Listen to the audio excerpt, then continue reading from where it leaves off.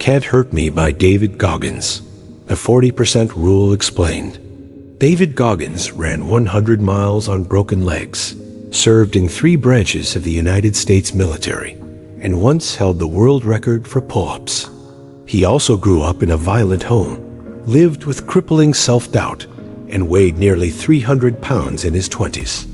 The story of how he went from that life to the one he lives now sits inside a single rule he wrote into his memoir. From that life to the one he lives now sits inside a single rule he wrote into his memoir. And that rule is the reason millions of people now read his book. If you have ever quit something the moment it got hard, this idea is going to hit you in the chest. Goggins calls it the 40% rule. The idea is simple. When your mind tells you that you are done, you are actually only 40% finished. The other 60% is still there, waiting, locked behind a wall your brain built to protect you from pain. That wall feels like the end, but it is only the beginning of what you can really do. Here is where the story really starts. Goggins joined the Navy SEAL training program weighing far more than the maximum allowed. He failed his first attempts. He failed his second attempts. Most people would have walked away. He went home, lost 106 pounds in 3 months, and came back stronger. The transformation was not motivation. It was a decision to keep going long after his body and mind begged him to stop. You should understand what he discovered during that training. Pain is a signal, not a stop sign. The brain treats discomfort as a threat and shuts down the body to save energy. The brain treats discomfort as a threat and shuts down the body to save energy. Goggins found that if he pushed through the first signal, a second wave of energy appeared. He calls this the cookie jar. Every time he survived a hard moment, he saved it like a cookie, and he pulled those cookies out the next time his mind wanted to quit. Stay with this part, because the science behind the 40% rule is real. Researchers studying endurance athletes have found that the brain stops the body long before the body actually runs out of fuel. This is called central governor theory. It exists to keep humans alive, but it also means that almost everyone you know is living at a fraction of their real capacity, including you, including the people you admire, including the ones who seem to have it all figured out. Now think about what this means for your own life. You probably quit things because they feel impossible. The job application that scared you, the workout you skipped, the conversation you avoided. Goggins would argue that all of those moments were the 40% point, not the end. The 60% that was still available to you went unused, and the version of you that could have shown up never got the chance. Here is the harder lesson in the book. Goggins does not promise that the second 60% feels good. It does not. It is uncomfortable in ways most people refuse to sit with. Cold showers, long runs, studying when you are exhausted, saying yes to the harder choice when the easier one is right there. He calls this calloused mind training, and he insists that the only way to build it is through repeated exposure to things you want to avoid. You might be wondering whether this works for normal people who do not want to run 100-mile races. The answer is yes. The 40% rule does not require extreme sports. It applies to writing a book 1 page at a time, to finishing a degree, to staying in a difficult marriage long enough to fix it. The principle is the same. When you want to quit, you are not at the end. You are at the moment where most people give up, and that moment is exactly where the people you admire kept going.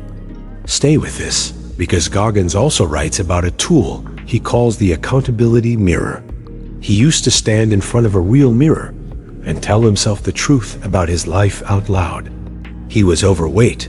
He was undereducated. He was scared. Saying those things to his own face stripped away the lies he had been telling himself for years. The honesty was painful, but it became the starting point of everything that followed. Now consider how rarely you actually face yourself this way. Most people scroll past their own reflection. They tell themselves stories about why they are stuck. They blame their boss, their parents, their schedule. Goggins argues that none of those stories matter. The only thing that changes a life is the willingness to look at yourself and tell the truth. The mirror does not lie. The story you have been telling yourself probably does. Here is another idea worth holding on to. Goggins talks about the importance of doing hard things on purpose. Most people only encounter hardship when life forces it on them. He flipped that. He started seeking out discomfort before life could throw it at him. The result was that real adversity, when it came, found him already prepared. That is the deeper logic behind cold showers and long runs. It is not about the cold. It is about training the response. You should also understand the role of suffering in his philosophy. Goggins does not believe in avoiding pain. He believes in using it. Every hard moment is fuel. Every setback is data. Every failure is a chance to show up differently the next time. This is not toxic positivity. It is the opposite. It is an honest acceptance that life is hard, and the only question is whether you will become hard back or stay soft against it. Stay with this for one more beat, because there is a chapter in the book most readers skip past. Goggins writes about how his greatest achievements came after his lowest moments. The night his father beat him, the years he spent as an overweight pest control worker, the training failures. Each of those moments became the soil from which the next version of him grew. He could not have built the new self without the suffering of the old one. Now think about your own lowest moments. The temptation is to wish they had never happened. Goggins would tell you to do the opposite. Use them, mine them, pull lessons out of them. The pain you experienced is not wasted unless you choose to waste it.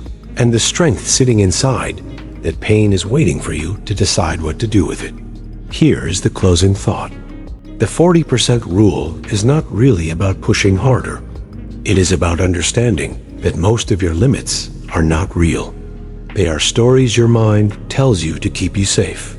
The moment you stop believing those stories, the size of your life starts to grow.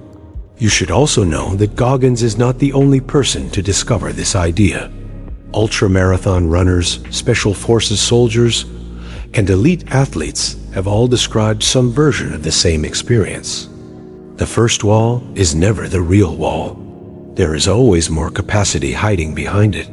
What Goggins did was take a principle known to a small group of extreme performers and make it accessible to ordinary readers in everyday language. Now think about how this changes your relationship with discomfort. Most people treat discomfort as a signal to stop. Goggins treats it as a signal to start paying attention. The discomfort is information. It tells you that you are at the edge of something, and the edge is the only place where real growth happens. People who learn to read discomfort this way often look unstoppable to everyone around them, but the secret is just a different interpretation of the same feeling everyone else gets. If you only take one thing from Can't Hurt Me, take this. The next time you want to quit, ask yourself one question. Am I really at the end, or am I only at 40%? The answer is almost always the second one, and the rest of your life is waiting on the other side of that question.